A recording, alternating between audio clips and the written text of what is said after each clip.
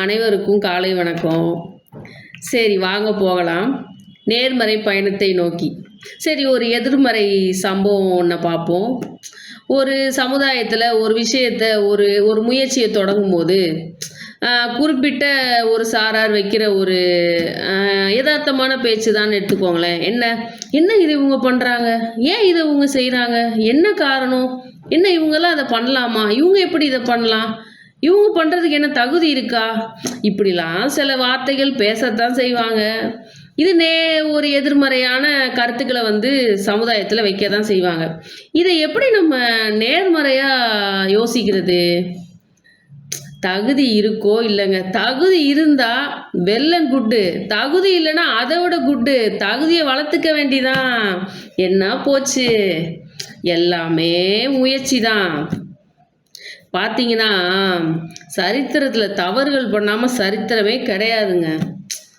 பெரிய மகாத்மா காந்தி, இப்போ மகாத்மா காந்தியோட ஃபோட்டோ வச்சு நம்மளோட ரூபா நோட்டில் மகாத்மா காந்தி ஃபோட்டோவை பார்க்குறோம்.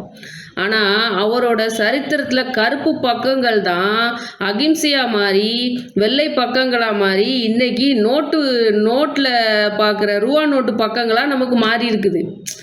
எல்லாரோடைய அச்சீவ்மெண்ட் பண்ணுற அத்தனை பேரோட வாழ்க்கையோட பின்புலத்தை நீங்கள் பார்த்தீங்கன்னா ஒரு தவறுகள் செய்யாமல் அவங்க மேலே வந்திருக்கவே மாட்டாங்க.